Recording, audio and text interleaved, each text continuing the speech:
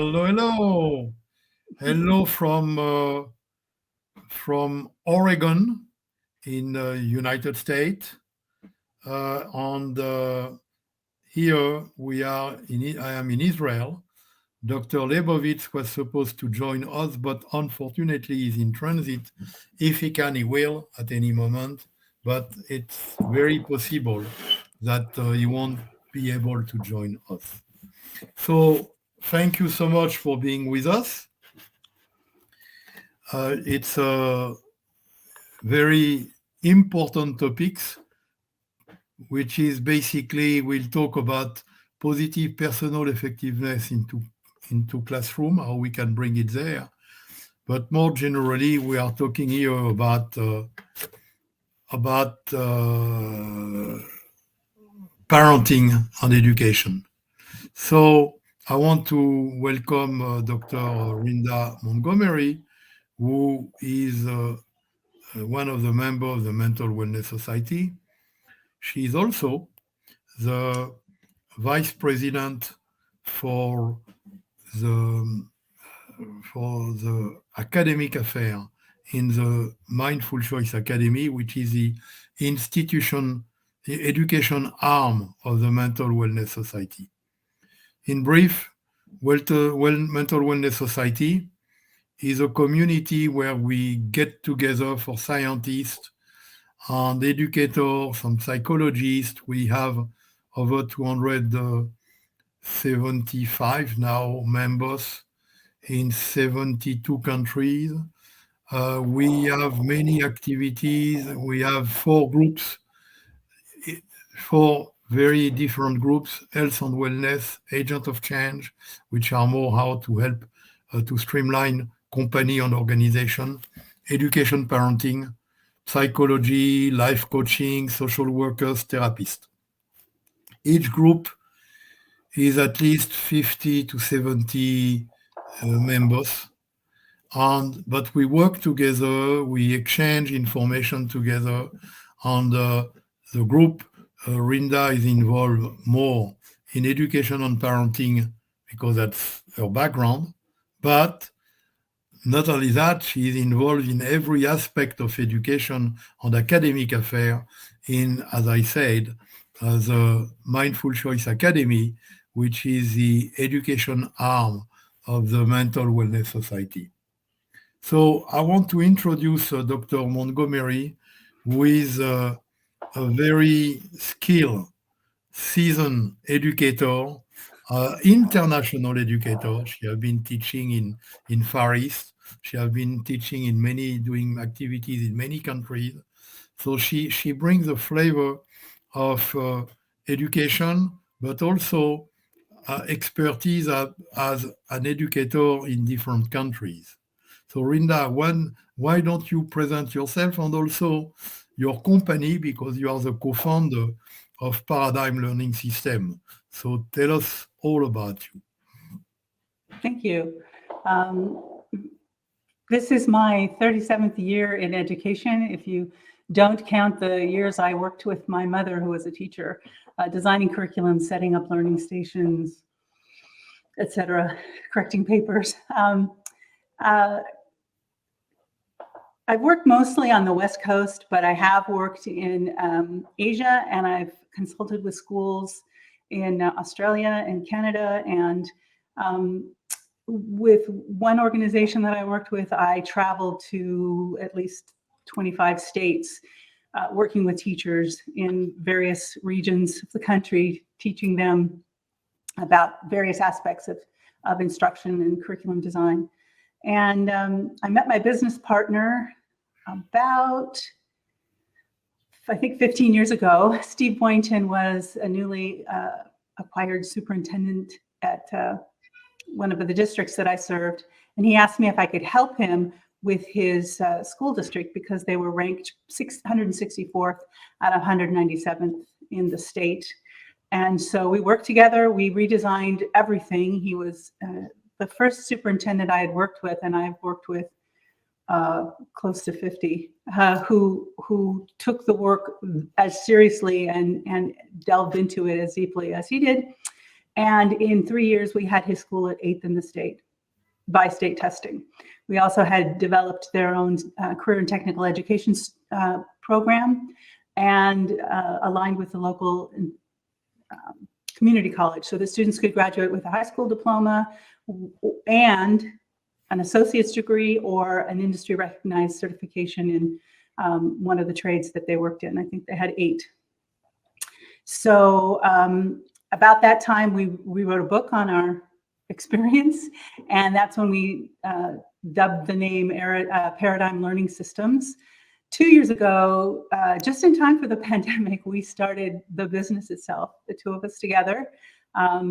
In between that time, we had taken our practices to various school districts in other states, other countries, and kind of fine-tuned the program, the business practices, or the instructional practices and the model. And so now we work with government agencies and schools, K-12 and higher ed, and businesses and associations, and anyone who's interested in learning solutions and creating experiences that make a real difference. And then we met you guys. So for over a year ago, Dr. Meyer contacted me through LinkedIn, and we had a video conversation, and he invited me to become a member. I think I was the first in Oregon to become a member. And after that, we began having conversations about how Paradigm and the Mental Wellness Society could partner together, work together, because we found such synergy in our ideas and our concepts and our goals for learning. And so we are now in a pilot program with the first thing we've designed together. You want to talk about it? Sure. Okay. So it's based on the research done by the Mental Wellness Society, Drs. Meyer and Leibovich, over decades, I know at least 2 decades each. And so it has that clinical background, that experiential background. And it is a resilience for personal effectiveness program.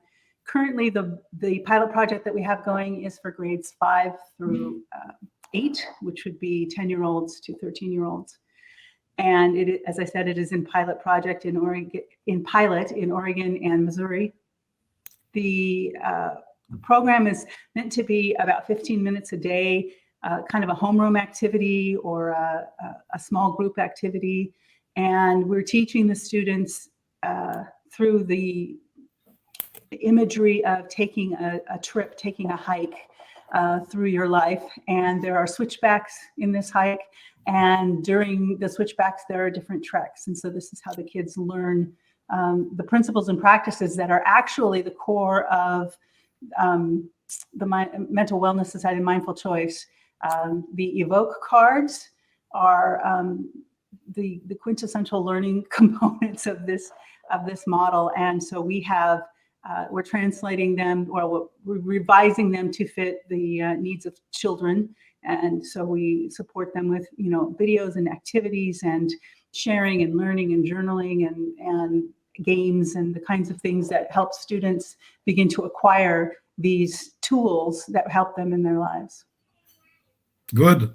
So it helps me to bring here that those cards, there is 82 of them, those cards are iconic representation of skills that you need to acquire, and there is skills of things you need to do. There is things of skill you need to learn not to do, because you need to learn not to get impulsive or not to let your emotion decide for yourself. And there is also the skills that you want to achieve. So we have 3, the prevent, facilitate, achieve. And the idea, because we have interviewed a lot of our clients and patients, and we have found that they were saying, when I'm in your practice, it's wonderful. I feel great. and you know everything about me. But 2 hours later, I don't remember what you told me, which make me feel good. On Mind Me, we record the meeting, we give them a copy of the recording, and we give them exercise from 1 week to the other week. So we realize that words are the start of miscommunication. Because, for example, football, soccer could mean different things. There is things which mean something to you, and for the professional practitioner, something else. So that's why we call it evoke, because it evokes something to your mind, but it evokes the same to the teacher, to the parents, or to the school kids. We are talking about the same thing. And when you have seen this type of icon, then you remember. So it's easier to remember an image than to remember words. That's one. Two, I was involved in research at Carnegie Mellon. I was involved in driver training and safety institute on a federal grant for the Congress of United States. And my field of research was on split-second decision making. How do you train yourself to make good decisions and thinking about a good decision and not just reacting? And we have found that you end up where you look. So that's reinforced also those icons, because if you look at the icon, you will go in that direction and you will acquire that skill. So that facilitates the reasoning, but there is more to it. The more to it is it's a very deep element in what we do. You end up where you look, and you don't look with your eyes. You look with your mind. But most of the time, because of the emotion, we are human, and humans have a flight, fight, freeze, mammalian response. You need to go above that, because they are only reactions. So you need to acquire a way to control yourself to reason and make the best choice. So we are talking here about different tools and different methods that we have to develop resilience for a life by choice and not a life by accident. And we have been teaching that to professionals, we have been teaching that to adults, to executives, to all type of people. And with Dr. Montgomery, we said, hey, why don't we start to share it with children at school? Because they need not to react on their emotion. Most of the kids, they even choose a job based on their emotion. They don't even have an idea of what will be the job they will do when they come out of college. But okay, they have an idea, they do it, it looks good. There is better ways to choose. So that's where we say we need to bring that to school. And that's where Rinda was very much involved in developing an approach like, for example, breathe, think, choose. Because if you don't breathe, your emotion might kick in. But if you breathe, you will calm yourself, particularly if you breathe well, if you use internal deeper breathing, inhaling by the nose, exhaling by the mouth. Then, because you get more fresh oxygen, you can think better. And because you can think, you can choose. And the choice is very important with this image. If you don't see a choice possible between two possibilities, if and when you don't see two possibilities, and that happens many times in the life of kids, but adult too, you see only one way. You follow only one path. It's not a choice. And because of that, it's an emotional choice, which is not a reason choice. A choice has to be a choice between not minimum and maximum, to know how to look at things in a binary way, this or that, this or not, in order to be able to see both and choose one. And that's the key of the system, which can help a lot the kids. Then come what do you want to achieve? If you just want to achieve to have a tantrum, okay, you have a tantrum, and then what? So maybe you want to achieve to succeed. Let's look at what you want to succeed. Valid for children, valid for parents. So it's about looking at the goal and your destination. So this is what I wanted to ask you, because what happened to our children when in the two last years of their social and emotional development? I'm sure you can speak about that, Rinda. Yes. UNICEF is indicating that over 1.6 billion children and youth have been affected by the pandemic. And aside from all of the risks related to the pandemic, there are other agencies reporting issues around health and education and economic detriments due to the pandemic, all kinds of mounting violence and emotional exploitation and abuse, and just emotional trauma. The students are living in trauma. And even when they have homes that are safe and secure, there is such a difference between going to school face-to-face and being able to meet people face-to-face.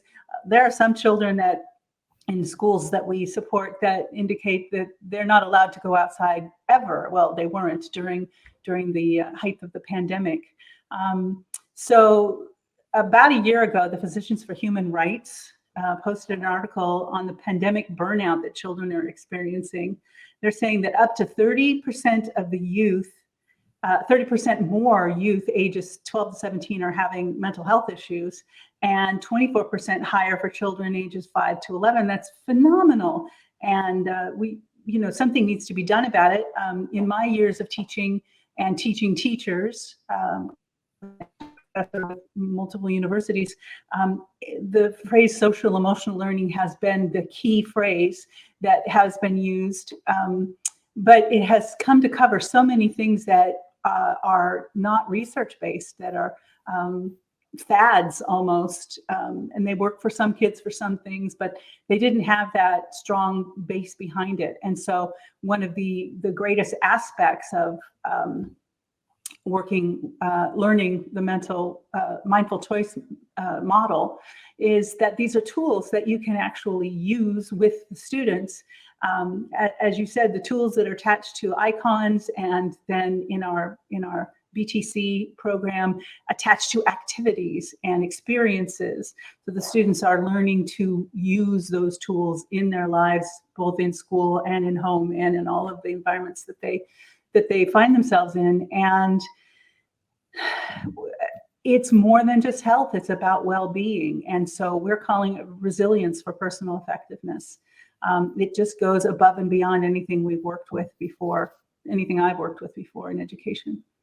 Yeah, also during the past 2 years, there have been a lot of social isolation, for sure, but there have been also an increasing number of screen time, on not necessarily good habit, on good place. And in fact, they learn a certain society, and they learn an image that they see in TikTok, in the different social media. Yeah. But that's not real life. That's the life which is force-fed to them. So that's why we need to teach them to think. Because many of them, even the channels they do, what they do during the day, or the channels they look, it's not a choice, it's an habit. A choice is I can do this or I can do that again.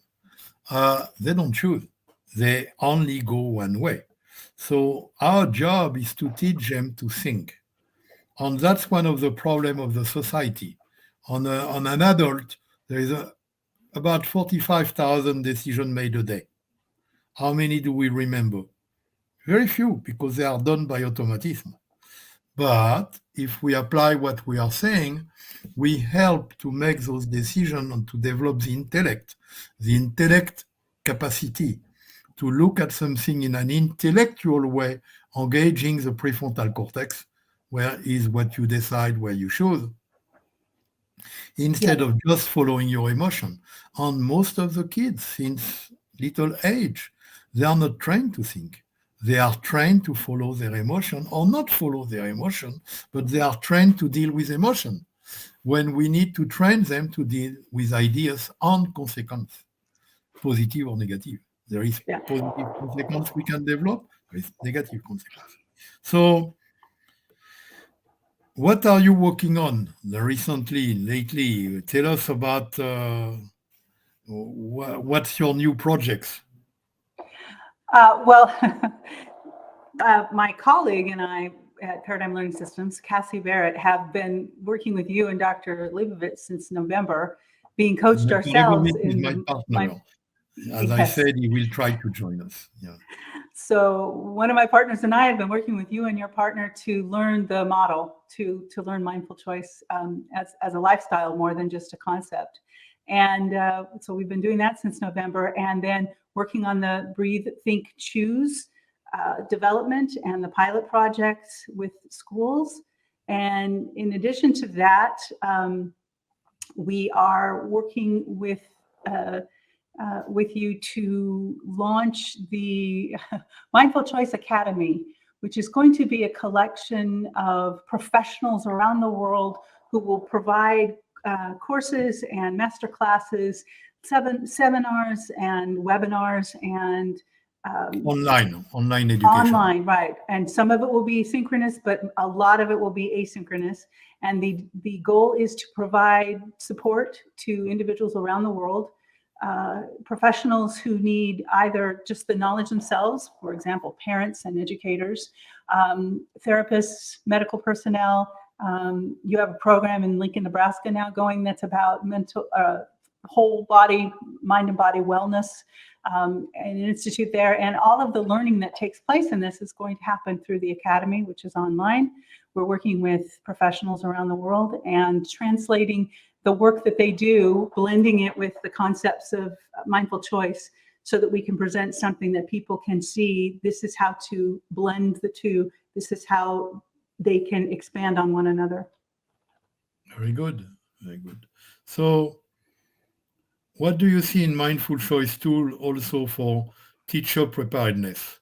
Because kids is one thing, but the teacher, and there is not just, I see 4 activities in the teacher. One is to deal with the kids and teach them. And when I say teach, I would say to become a pedagogue, because pedagogy is not teaching. Its pedagogy is much better. You might be able to develop on that, Rinda, because I think it's a big subject. The second activity for the educator is to deal with himself. And it's not because you have difficult kids or you have kids which are definitely a little bit oppositional, or there is a difference in modern education. It's not anymore, this is my course, this is what I'm paid to deliver to you. We are now, again, it's backward design, and our method is backward design. But even in education, backward design means what is it that the students will live, that he learn from you? What will you bring to change a life positively for lifelong for that kid? Which is the difference between education and training. Education is broad and for lifelong. Training is an immediate skill that you can apply. We are talking about, and that's an important point, we can give to kids education and training, and we should give them both at the same time. So one of the core concepts of Paradigm Learning Systems is proficiency-based teaching and learning. Showing is better than telling. I'm okay if you can pass a multiple choice test, but it doesn't tell me you know the concepts, and it doesn't tell me you can do anything with the concepts. So knowing and doing are the two bases for which most standards are designed. If you go to Australia and look at their standards, I was helping there when they first launched their latest set of national standards. They also have a set of attitudes or perceptions or ways of seeing the world that they want the students to have. But all of these can come down to showing, how do I measure this by what you're doing, how you're behaving, how you act differently from the way you act before. So all of our K-12 design is project-based. We want the students to solve a real-world problem. All of our college-age courses are project-based. When you get through a course series, you are designing a model that you can then take back to your community, your education community, and spread the word and teach other people to use this model too. We are having people solve problems, and solving problems is a show me kind of activity. With Mental Wellness Society and Breathe, Think, Choose, and all the work that we're doing with the Mindful Choice Academy, everything is going to be geared to blending the knowledge with behaviors and attitudes, dispositions, as it were, if you were in your doctoral program. Those dispositions tell us that you can use the materials, use the tools, use the knowledge to invest in your life and the lives of others, to make a difference. The kind of difference that is, although altruism, there's nothing wrong with altruism, but if you don't take care of yourself, if you're not well yourself, you haven't enough to give. And so being well, being complete, being whole, mind, body, movement, as the conference in Paris talks about, focuses on making sure that you are choosing for yourself, that there's alignment with what is correct thinking, that you know the difference between emotions and the attitudes which create feelings, that you can choose what those feelings are based on the attitudes that you choose. All of those skills are vital for everyone, but it's an amazingly crucial time for young people, especially because of our trauma-informed environment, embedded environment, to be able to sort out the difference between emotions and feelings, the choices that they have, and how to think through those choices so that they can head towards their chosen destination. This is also vital for parents. So we're creating a parent component. We're creating a component for instructional assistants. We're creating a college course for the teachers, also teaching school counselors and administrators. So we want everyone who's going to adopt a model to make sure that, from the paraprofessionals in the school to the parents and grandparents and families to all of the professionals working in the school, everyone understands this model and can guide the students in every choice that they make appropriately.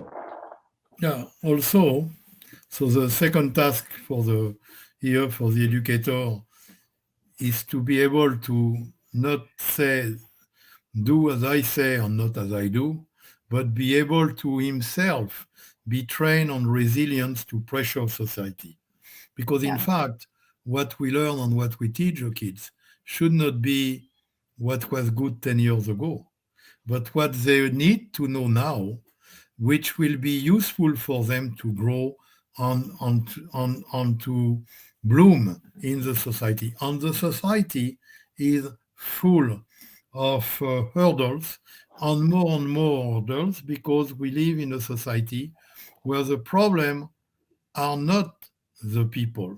The problem is for the people to resist the social stress, on the social, economical, all the type of stress. So you need to think about how you are a survivor, and not just how you are a follower, but how you are a survivor is definitely a skill you want to have. The third activity of the educator is to deal with the parents. So that's where we want to address how you can work with the parent for the benefit of the kid, and not how you pit when the kid has a great talent to pit the parents and the educators against each other. Sure. But you need to realize it's a team, it's a teamwork, and you need to work together. And the fourth activity now, which did not exist before, is what happens when there is a mass shooting. What happens when there is a calamity, natural or man-made? And that's something where you want preparedness of all the people involved in the education system, because it's where you have the most precious jewel of the community, the kids. And if the kids are hurt, the society will be hurt, is hurt, and will be. So this is very important. And that's the fourth element where we see we need to be active. It's been interesting to note that some of our pilot project, one of our pilot projects is happening in a virtual environment, so online school. And so there are parents in the background and older siblings, younger siblings, listening to the BTC coursework activities. And they're coming back with comments too. The parents, I never thought of it that way.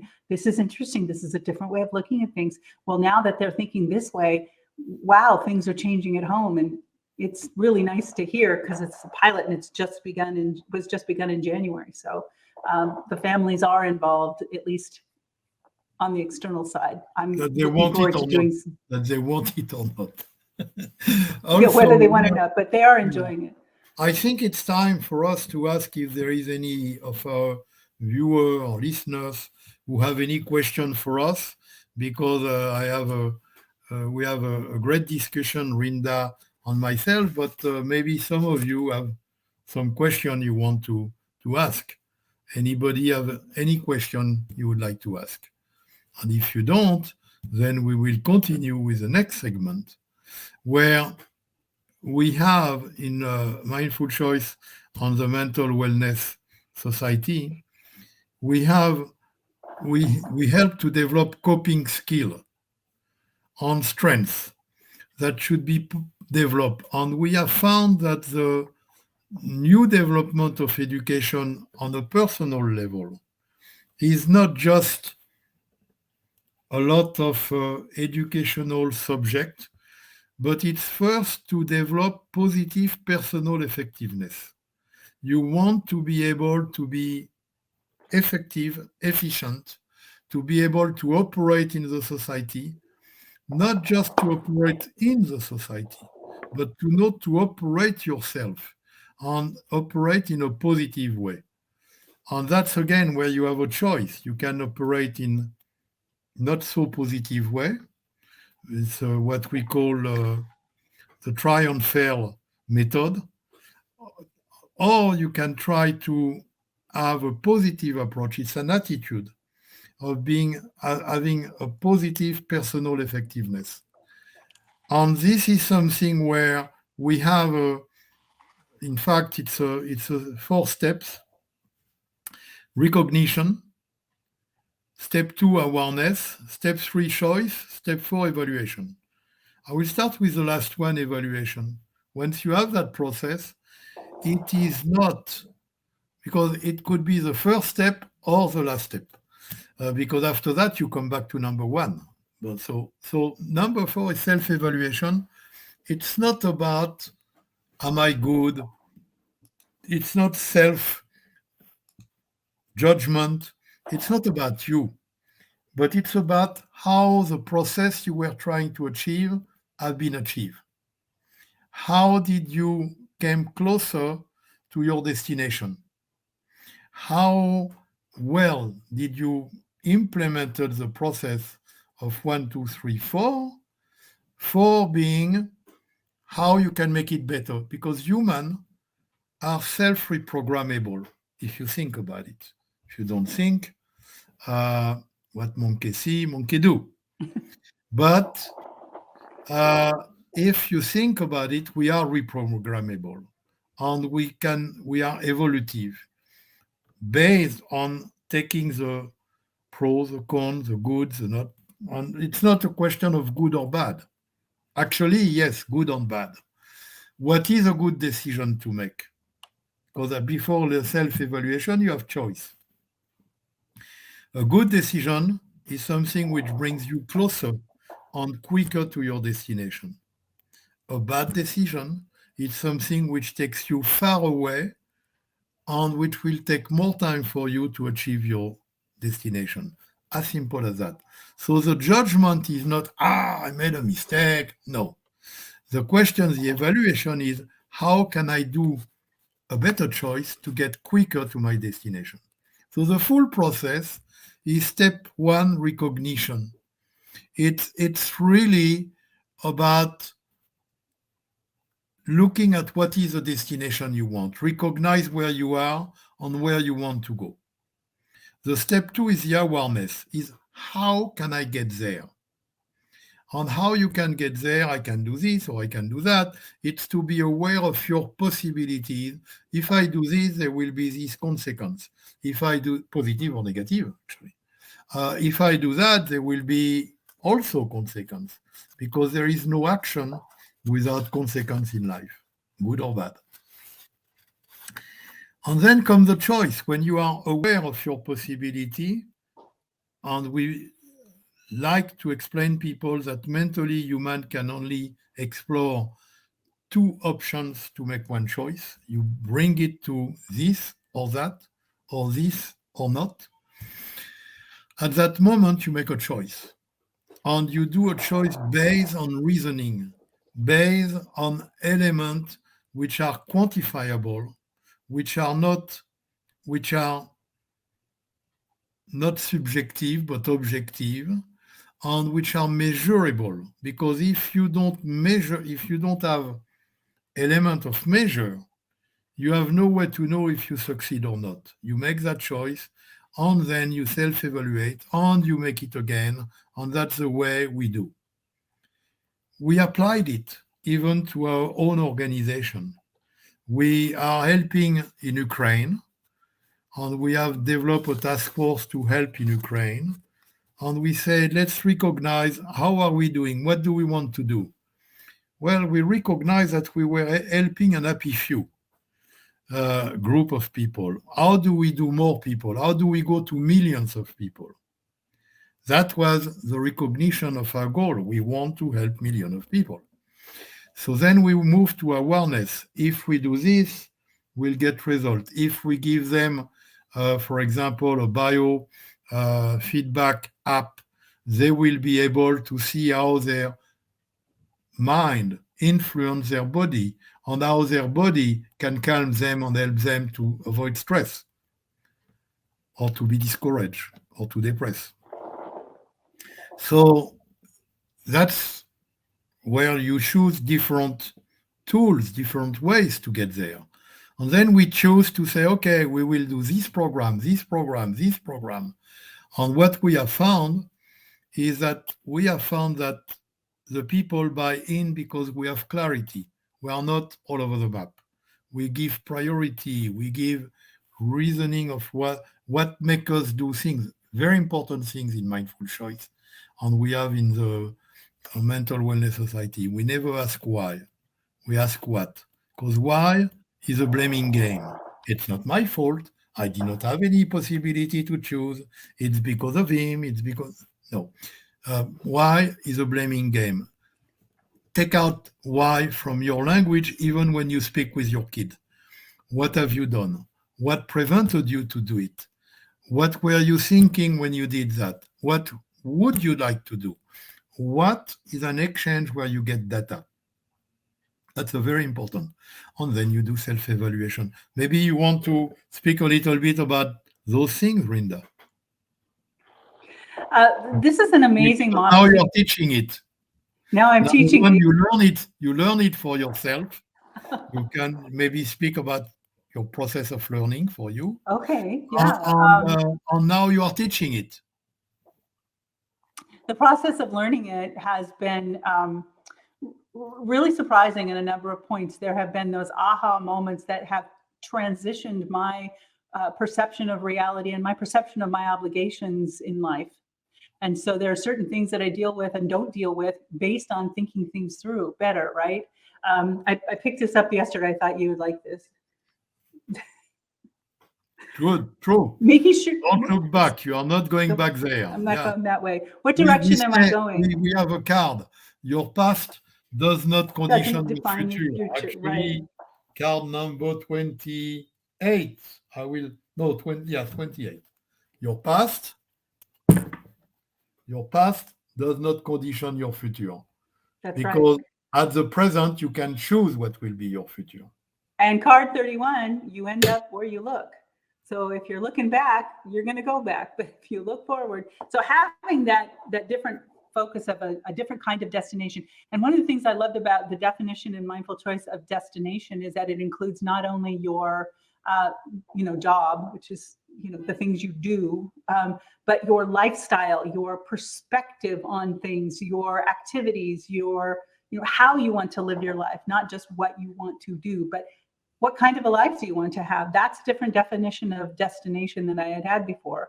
And that it can change based on circumstances, but you still have a direction that you're going. And when you have that direction clear, then when you reach those dual pathways, as the BTC cover page shows, you can choose from those two choices because you know your destination, you know which direction will take you where you want to go. It's made for me choosing much easier. It's made writing curriculum much easier. It's made talking with students and teachers and parents much easier because you can start with, what are you trying to get out of this? What do you see as your destination? What are you trying to accomplish? And that changes the whole language. As you said, it's not about blame. We don't ask why. We might, guess in our minds what motivations might be there, but that's not the point. That's not going to help us because we'll treat it the same way. We'll work with the student the same way. We'll work with the parents the same way, as long as we know what they're trying to accomplish. And then we think through how to get there. So my approach to things have changed drastically. People who know me well have mentioned that I've changed significantly in my dealings with my life and my dealings with everything around me. It's been if anybody has the opportunity to get coaching and mindful choice, take it. Do the journaling, do the activities, take the online courses, learn the Evoke cards, learn the model, and practice it. It's just really makes, first of all, it makes life make much more sense. It makes it easier because it makes more sense. It also stopped me from feeling responsible for things that happened that I could see had nothing to do. Well, like the model you were just showing on the choices. And self-evaluation is not, did it work out? Self-evaluation is, did I follow the plan? Sometimes things get in the way, but did I follow the plan? Did I follow through? Did I measure up myself? And that, the process. The process. Yeah, the process. And that's a completely different question. On the process, take out the emotional weight. We recognize there is an emotion, but a human can choose to act or not on that emotion. An emotion comes in 180 milliseconds, meaning less than a fifth of a second. But okay, you can choose to do it or not because human can. Yeah. Other mammalian cannot. I hope I would like to take a comment of Mukhtar Ali Burfat. And he's saying he's a teacher in high school in Pakistan. And he said, totally different environment of Asian school. Well, Mukhtar, it's not totally different of Asian school. Actually, we are working with some associates in Kuala Lumpur for different parts of Southeast Asia, and we are going in different countries. No, it's different all over the world. The method we are talking comes from research, and it comes from research, but it's not what you talk about which is important. Is what you expect, what you talk about will have as an effect on the student, on how they will use it as a tool. That is closer to where you live, the Chinese proverb of if you love somebody, you don't just give him a fish, we teach him to fish. And guess what? The environment where we fish change every day. And you need to learn to fish in any condition, not just when the weather is great and the water is calm and you have all the tools. Sometimes you have to deal with the cards you have in your hand. And the card is not a top deck. But you have to learn because what you need to do is to play. and to play one card and then another one will come. But you need to realize your life does not stop in any given moment. What in any given moment, you have a moment after, and after, and after. Because at the moment you have no more time, you don't even realize it. You are dead. You are not here. As long as you can breathe, there is always a moment after. Breathe, And you think, can and use it in choose. a positive way. Yeah. Rinda, I would That, like you to give the closing remarks. for those who are really interested in making sure that whoever is the learner can demonstrate in their lives that what they're learning is being enacted, is making a difference, that they're showing proficiency, that they're demonstrating that they can use it to solve their problems, other problems, the world's problems, because that's what life is here's a situation, here's a situation, here's a situation. How do we resolve this? How do we move forward? And there's always a moving forward. Even if you're staying still, the situation's not going to stop. You might choose not to choose now, but you're still watching the situation.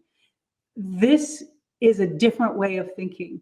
And this is what I would recommend for anybody involved in teaching, learning, creating learning experiences for anyone, that this approach to thinking, to understanding the difference between your emotions, which you can't control, and your feelings and choices, which you can control, and your attitudes. This just changes the whole approach to how you deal with life and life circumstances. Thank and you. so I really recommend that you look into Mindful Choice. I have a measurement stick, and I have been coaching and helping many clients, and they come with a face, and they come with a problem or problems with an S, and they come with different things. And after 2 or 3 sessions of the method we do, because it's based on where do you want to go from here? It's not just you want to stop the pain. That's not a good destination. You want to have a good life. You want to be happy. The measurement stick to me is a smile on the face. They come with a face. On 2, 3 sessions from there, they have a smiling face. They sleep better. They feel better. I think it's the same in a class. I've been teaching different class, and you can see that there is class where they make face because what you say is really not interesting, and you don't help them to be happy in life. And I think a smile on the face of the people you have in front of you is certainly the priority we need to have. So thank you so much for being with us. Thank you for Feel having free me. to contact Rinda or myself or our organization. We really look only to one thing: make life better for everybody and this world a better world for our children. Thank you so much, and see you another time. Bye Thank bye. you. Bye-bye.